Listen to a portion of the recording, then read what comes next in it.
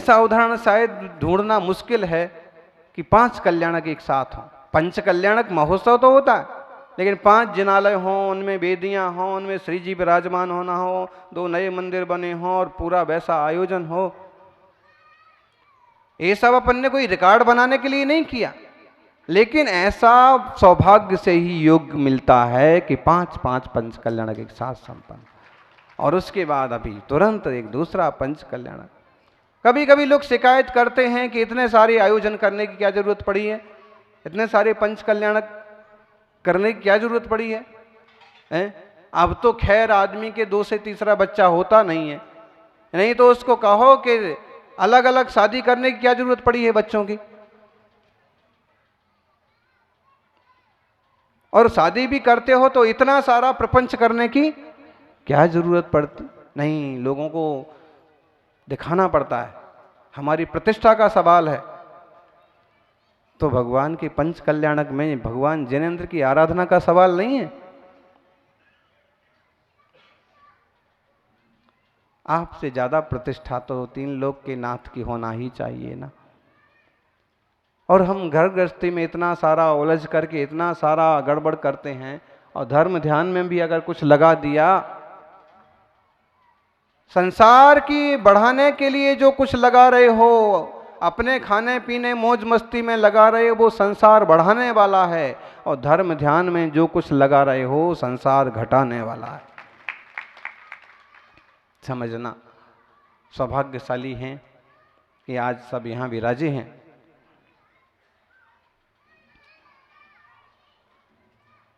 एक कवि हुए रूपचंद, उन्होंने पंच कल्याणक में पंच मंगल की रचना की।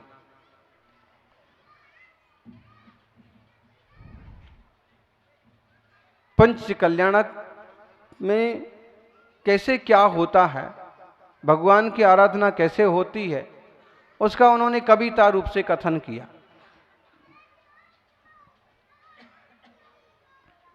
शुरुआत है पंच परमेष्ठियों के बंधन से। पर्ण बीबी पंच परम गुरु, गुरु जिन शासनो, सकल सिद्धि दातार सुविघन विनाशनो। शारद अरु गुरु गौतम, सुमति प्रकाशनो, मंगल कर चौसंग ही पाप प्रणाशनो। पण बीबी पंच परम गुरु, गुरु जिन शासनो, पंच परम गुरुओं को मैं प्रणाम करता हूं। कौन कौन करता है पंच परम गुरुओं को प्रणाम? सब करते हैं। पंच परम गुरु कौन से? पंच परमेष्ठी ही पंच परम गुरु है, और कोई गुरु नहीं है दुनिया में। सच्चे देव शास्त्र गुरु, और इनमें जो गुरु कहे तो अरहंत सिद्ध आचार्य उपाध्याय साधु, ये पंच परमेष्ठी, और पंच परमेष्ठी ही पंच परम गुरु है। ऐसे तो स्कूल में पढ़ाने वालों को भी गुरु बोल देते हैं, और कुछ लोगों ने तो तरह तरह के वस्त्र और आभूषण और रूप धारण करने वालों को भी गुरु मान रखा है।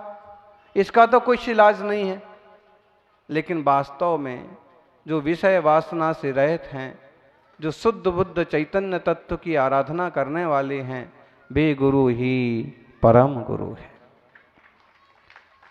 पंच परमेष्ठी से बड़ा और कोई दूसरा पद नहीं होता।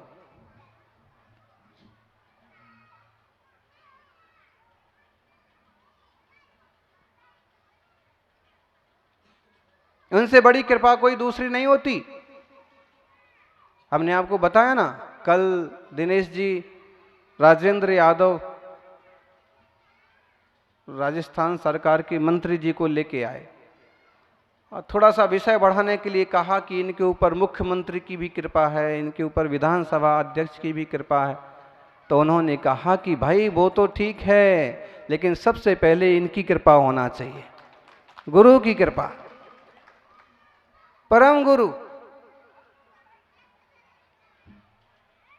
फिर आशीर्वाद लिख दो महाराज जी हमको कुछ। अब इतने बड़े मंत्री हो भाई, आपको क्या आशीर्वाद लिख दें? ये तो अच्छा था कि हमारा मौन था। नहीं नहीं, आप धीरे से चुपके से अपनी किताब आगे कर दी। इस पर अपन इसको क्या बोलते हैं, सिग्नेचर के लिए क्या बोलते हैं? Photograph, autograph, autograph. अब बताइए, है ना अजब गजब बात। लोग उनका ऑटोग्राफ लिखने के लिए, इसका मतलब है कहीं ना कहीं ये तो समझ में उन्हें आया है कि वीतरागी गुरुओं से बड़ा दुनिया में कोई गुरु।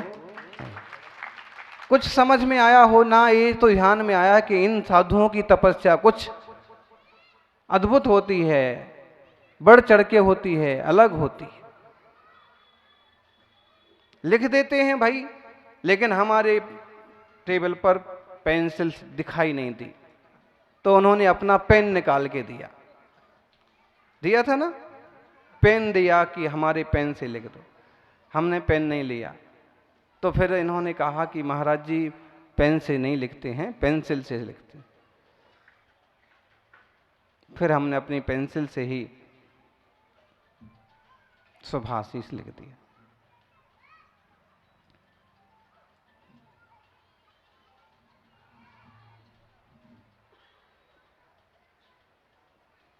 पेन से क्यों नहीं लिखते? देखो, अब तर्क भी हो सकता है ना, क्योंकि सब लोग लिखते हैं, बहुत लोग लिखते हैं, लेकिन हम नहीं लिखते हैं। कभी बहुत जरूरी हो और कोई पेंसिल उपलब्ध ना हो तो बात कदाचित अलग है, लेकिन हम कुछ ऐसा सोचते हैं कि अक्सर कर आज देसी पेन तो कम उपलब्ध हैं, विदेशी पेन ज्यादा। और वो भी एक पेन आता है 450 रुपये का। एक बच्चे ने हमें 450 रुपये का पेन ला के दिया जूना मंदिर में। हमने तुरंत वापस किया कि भाई इतना महंगा पेन हमको नहीं चलता, और तुम छोटे बच्चे लोग ऐसा करो, इसका वापस करो, और इसके एवज में 100 पेन और आ जाएंगे, वो ले जाके अपने स्कूल के साथी बच्चों को बांट देना। अब पेन इतने महंगे और वो भी विदेशी कंपनी के, एक बात। दूसरी बात, पता नहीं इंक में क्या यूज किया है, और अगर उसमें पानी का या इस टाइप की कोई हिंसक वस्तु का उपयोग हुआ है तो हमारा तो अहिंसा महाव्रत है, जो कि सात्विक रूप से भी तैयार हो सकती है, होते होंगे, लेकिन फिर भी प्रायः करके उपयोग से बचते हैं। इसके पीछे भी एक आशय है कि हम जितने ज्यादा संयमित हों, जितने ज्यादा मर्यादित हों, उतना अच्छा। आजकल तो खूब बात हो रही है ना कि क्या बोलते हैं अपन इसको, हर चीज के लिए ग्लोबल वार्मिंग नहीं, क्या नाम से अपन, देसी चीजों के उपयोग के लिए इंग्लिश का शब्द क्या है?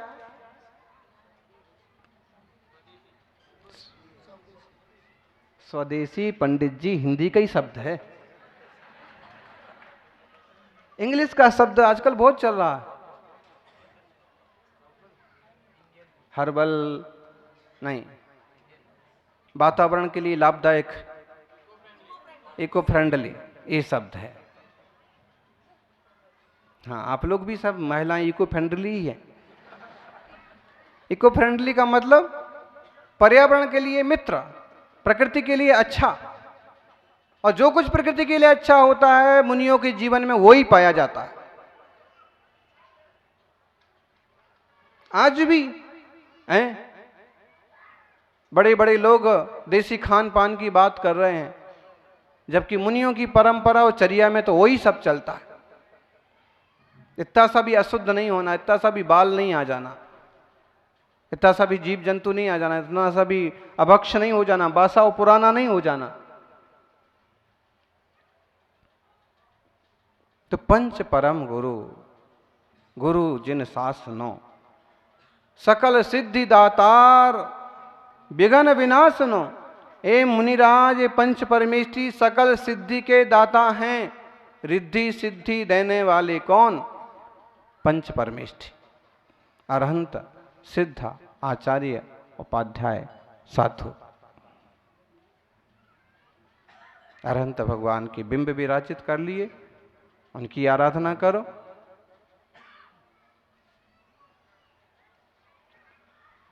सिद्ध भगवान की भी मूर्तियां होती हैं, ठोस होती हैं, पोली वाली मूर्तियां नहीं होती हैं।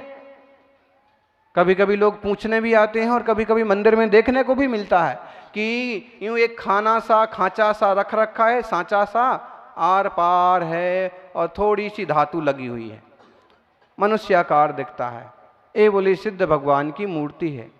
समझने के लिए तो ठीक है कि ऐसे निराकार हैं, लेकिन वास्तव में वो अमूर्त हैं, पुद्गल नहीं हैं, तो भी चैतन्य धातु से परिपूर्ण हैं। अपने आप में वे पूर्ण हैं, अपने आप में वे ठोस हैं, चैतन्य घन हैं। इसलिए सिद्धों की प्रतिमा ऐसी पोली पोली दिखाने की बजाय एकदम ठोस मूर्ति रहेगी जैसे सब भगवान की। बस अंतर ये रहेगा कि ना उनका सिंहासन होगा, ना उनका प्रातिहार्य होगा, ना चमर होंगे। ज्यादा से ज्यादा पहचानने के लिए उनकी मूर्ति के चिन्ह की जगह पर लिखा रहेगा सिद्ध। ई सिद्ध प्रतिमा हो गई। मूलाचार में भी ये विषय आया थोड़ा सा, और भगवती आराधना में भी। तो एक खाली सांचा वाली मूर्ति, ये तो समझने के लिए एक आकार बनाया और लोगों ने उसको पूजना चालू कर दिया। वास्तव में ना तो उसमें कहीं अंक्यान्यास हो सकता है, ना कहीं सूर्य मंत्र हो सकता है, ना कहीं पूरी विधि हो सकती हैं। इसलिए वो सिर्फ देखने के लिए हो सकते हैं, पूजने के लिए नहीं। अरहंत सिद्ध आचार्य श्री तो देख ही लो आप, सन्मति सागर जी गुरुदेव के दर्शन किए भी हैं और भी श्रेष्ठ आचार्यों के दर्शन किए।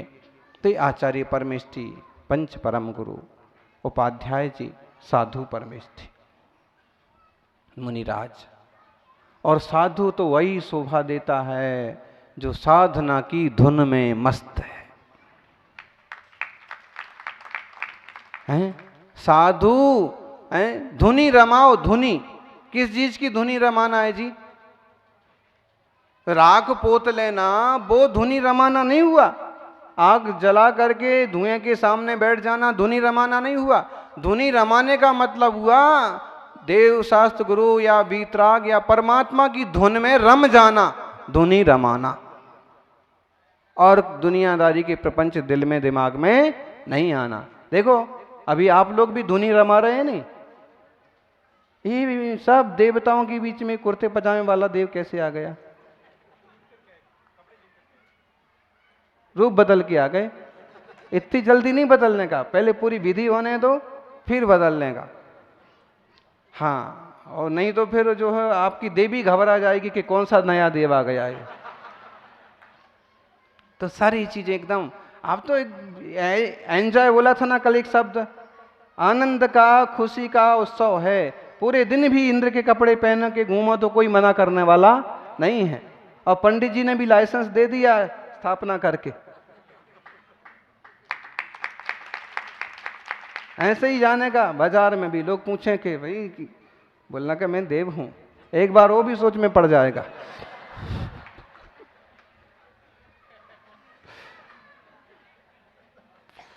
तो पंच परम गुरु सकल सिद्धि दातार सुविघ्न विनाशनो, विघ्नों का विनाश होता है इनकी आराधना से। हैं, माँ बेटे को समझाती है, बेटा सुबह सुबह भगवान का दर्शन कराओ। अब माँ को ना बहुत तर्क आते हैं और ना बहुत विज्ञान आता है, बस इतना ही कहती है जो आज तक उसने सुना समझा है कि भगवान के दर्शन कराओ। क्यों? तेरा सब अच्छा, तेरे को सफलता मिलेगी। और उनके इस भोले शब्दों में भी बहुत ताकत है। भले अनसुनी कर दे कोई बेटा बेटी, लेकिन ये बात अनसुनी करने जैसी नहीं है।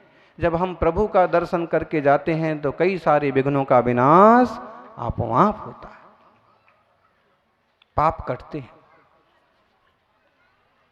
शारद अरु गुरु गौतम सुमति प्रकाशनो, मंगल कर शारदा सरस्वती।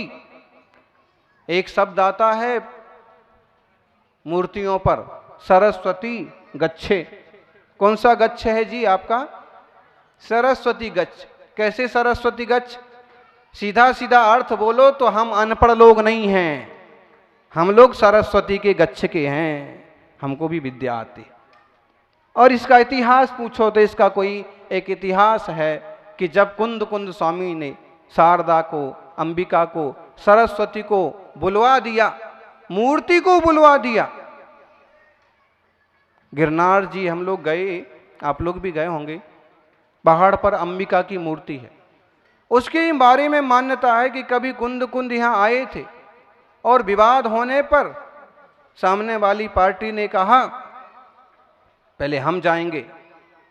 कुंद कुंद स्वामी ने कहा भाई पहले तो दिगंबर हैं, पहले तो हम हैं, पहले हम ही दर्शन करके आएंगे 5वीं टोक का। अब मालूम है कि उसके आगे रास्ता कितना सकड़ा है, कितना ऊंचा नीचा है, और तब कितना खतरनाक होगा। 2 लोग एक साथ जा नहीं सकते, 2 संघ एक साथ जा नहीं सकते। उसी पर विवाद हुआ और तब वो अंबिका की या सरस्वती की मूर्ति को उन्होंने कहा कि भाई आप इनसे कहलवा दो कि पहले कौन हुआ है और पहले कौन वंदना करेगा। सामने के पक्ष ने खूब कोशिश की, लेकिन मूर्ति तो मूर्ति है। मूर्ति कोई बोलती है? हैं? कोई मूर्ति बोलती है? बोलो बोलो, मूर्ति बोलती है? नहीं। यस या नो? नहीं बोलती है। लेकिन आचार्य कुंद कुंद की साधना और तपस्या का ये प्रभाव कि जैसे ही पिछी यूं की और कहा हे अंबिके, बोलो बताओ पहले कौन, तो ऐसे आकाशवाणी हुई आदि दिगंबरा, आदि दिगंबरा, आदि दिगंबरा। और तब से वो सरस्वती गच्छ कहलाने लगा। और उसके साथ एक और खतरनाक शब्द जुड़ता है, खतरनाक है, और आप सुनोगे तो आपके कान खड़े हो जाएंगे। बलात्कार गणे। बलात्कार, आजकल ये शब्द कितना खतरनाक हो गया।